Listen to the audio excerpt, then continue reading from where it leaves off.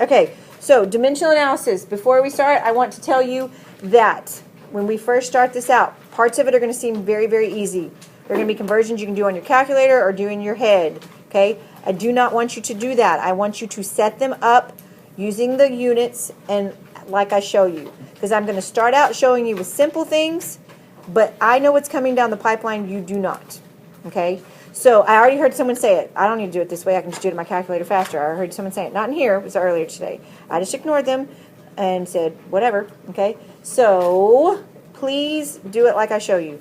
Because I'm going to start out showing you with simple things, and phones should be put up right now. You should not have headphones in. I'm going to show you with some simple things, and we're going to get more complicated as the year goes. So I'm training you for what's coming. Okay? I know what's coming. You don't. So I'm going to get off my soapbox now, and we're going to start. Okay? So dimensional analysis, sometimes you'll also hear it called unit conversion. Sometimes the old school way is factor label method. Okay? And it's a way that you can convert between one unit and another. Okay? Because we can use equivalents. Okay? For instance, how many inches are in a foot? 12. And how many feet is 12 inches equal to? 1. That's a conversion factor. I can use it either way. I can either multiply by it or divide by it, depending on what I want to get to cancel out. Okay? And then, of course, anything divided by itself is 1. Okay? And so if I want to cancel out a unit, and I start out with, say, meters, what do I want to do to cancel out meters? I want to divide by it. Okay? So that's the basis of the method. Okay? So it is going to be, honestly, the most valuable mathematical technique that you can use in here, but also when you go on to physics. Okay? You may not even remember the formula, but if you can get your units to cancel out, if you follow your units, they are your roadmap to get to the correct answer. Okay? So the units are very, very important. They are your directions from point A to point, sometimes D or E, because you got to go through B, C, whatever. Okay? So we're going to start out with something easy. You know how many quarters are in a dollar? We want to know how many quarters would $5.85 be. Okay? So we're going to set it up like this. Okay? Whenever we set it up like this is essentially saying times. Okay? It's no different than if I had written 585 times 4 quarters in $1. Okay? It's the same thing. We're multiplying fractions here. Okay? And when I multiply fractions, what do I do with the numerator and denominator? I multiply the top, and I do what with the bottom? Divide by it. It's going to be the same concept. The grid, which most of you will end up using because it helps you keep track of the multiple steps. Because we're going to sometimes do 3 and 4 and sometimes more steps at one time. So the grid helps you keep track of everything on the top, everything on the bottom. Sometimes when we do the fractions, especially if we kind of start writing crooked, you can get confused. Also, a very easy way to make sure your units are crossing out. I do not require that you use the grid. You can use it the other way if you want. Okay? But this means times that. So these are your numerators, these are your denominators. Okay? All right, so let's do another one. This one is saying, if you have a 125-pound box, how many kilograms would that be? And it gives you the conversion factor. So we're going to set that up like this. Okay? And our units would cancel out. Pounds would cancel out. So we would take 125. Technically, we're multiplying by 1, but we don't have to do that in the calculator. And we're going to divide by the bottom. Okay? When we write it like this is essentially over 1. Because how do you turn any whole number into a fraction? Put it over 1. We don't have to write that down. If it makes you feel better to write it down, by all means write it down. But anytime we have a whole number, we assume it's over 1 to make it a fraction. Okay? And then, of course, this has 3 significant figures, so we put our answer in 3 significant figures. Okay? Remember I told you yesterday, whenever we use conversion factors, we never let our conversion factors dictate our significant figures. Okay? It's our measured values, because these are, the conversion factors are exact conversions. They're not measured, or they've been measured so many times, and that's what they chose to be the exact conversion. Okay? So pretty much what you start with in the problem, or what's given to you in the problem, will be what you use to determine your significant figures. Okay? So this is just going to take you through, continue to take you through the steps that I just verbally told you, but this is for you to go back and read If you get home and go, what did she do again? You can go by and read the step-by-step process. You always double check that your units cancel out, okay? So here is an example that we're going to do. It takes 1 egg to make 8 pancakes.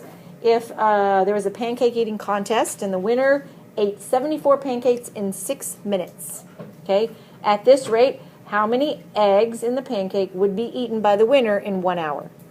Okay, so what we're looking for is we're looking for eggs per hour, but we have pancakes per minute, per 6 minutes. So we're going to start with what we know, which is the 74 pancakes in 6 minutes. We know that's how much was consumed. So we say 74 pancakes in 6 minutes. So we're going to convert that to eggs per hour.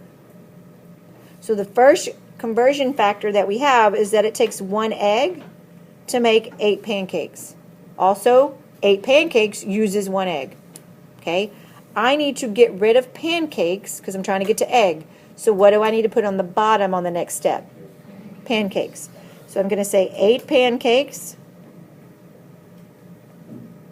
1 egg. So now that cancels out. So now I'm in the unit on the top that I need, which is eggs. So now I got to get minutes to hours. So I have minutes on the bottom, so where will I put minutes on the next step? On the top. And of course, how many minutes are in an hour?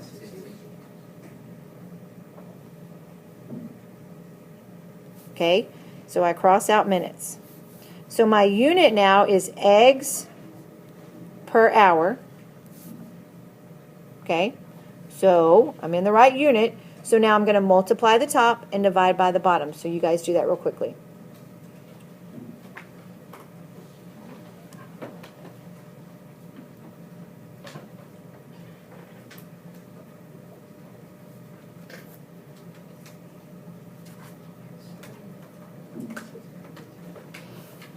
So you get 92.5 eggs per hour. Okay? Yes.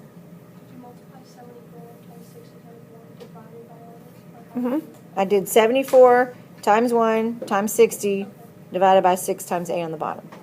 Now, if you're using this calculator, the easiest way to do these problems is, you see that in the numerator over denominator key? It's like 2 up from 7. See N over D? If you hit that, you can literally type it in like it says. Now, sometimes it gives it to you in a fraction. Actually, it always gives you to any fraction. Then if you go over to the table button, it says F to D. You can hit second that and hit enter, and it'll turn it back into a decimal for you. Okay? All right. Any questions on why I set it up that way? Are we good at the moment? So basically what you're doing is you're just getting rid of 6 minutes, and then 1 eggs doesn't matter because it's a multiple of 1, and then it's 74 times 60 divided by 8. No, and 6. Because you have this 6 right here. Just get rid of the units, don't get rid of Yeah, you don't get rid of the numbers. You get rid of the units, but you got to keep the numbers. You absolutely have to keep the numbers. So that's why we just cross out the units. So there's another way you can do this too. If you don't want to put it in all at once, you can do it step by step. So the way that I normally do it is I would say 74 divided by 6 equals, and then I would say divided by 8 equals, and then I say times 60 equals, and I would get the same answer. That's just the way I learned how to do it, because they didn't have these fancy numerator over denominator keys when I was, way back in the dark ages when I was, growing up and learning to use a calculator. We started to use a slide rule. Just kidding, I had a calculator. We were on the abacus. Just kidding. It's a joke. They went to space with this slider roll though. No, I had calculator. But we didn't have all these fancy ones that had numerator or denominator, which is actually really good, because honestly, a lot of times kids will have it set up correctly, and then they do the math wrong and they get the wrong answer. So guess what I do for that? Partial credit. So if you have the setup completely right and then you just put it in the calculator wrong, I give you partial credit. Unless you don't have the setup and the units and all that. If I can't tell how you got the answer, then I'm not going to give you partial credit. Okay? All right. So we're going to do 2 of these. And you're going to use your little metric conversions that we've already talked about. So we're going to do 42 micrometers And I want to get rid of micrometers, so where am I going to put it? It's already on the top. I want to get rid of it. Where do I put it? On the bottom. And I'm trying to go to meters. So line up your conversion units, then go put the numbers that go with them.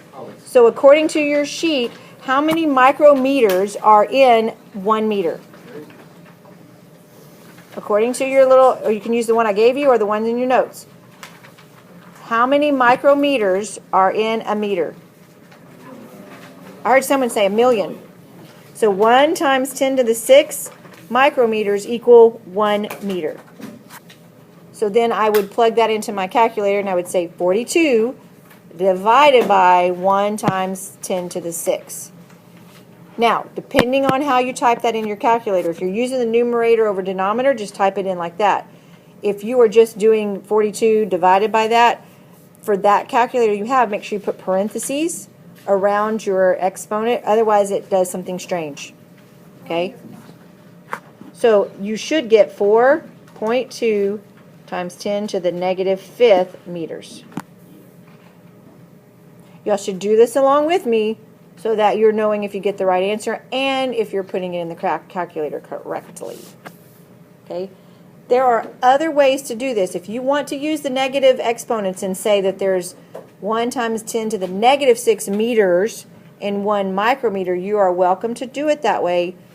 It would still give you the same answer, but I'm just telling you as a general rule, kids work better if they keep their exponents positive. There's already enough negativity in the world. Okay. 33.9, I'll have to help you at the end because I'm recording.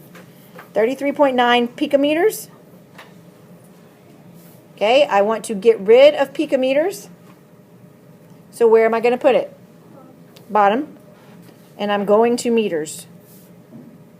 Okay, picometers is one on a test that I would give you right now. Okay, because I'm only asking you to memorize that box. So I'm going to tell you that there is 1 times 10 to the 12 picometers. Now on your homework you'll have to look that up, but right now I'm just going to give it to you. So per 1 meter. So I'm going to take 33.9 and I'm going to divide it by 1 times 10 to the 12. And I will get 3.39 times 10 to the negative 11 meters.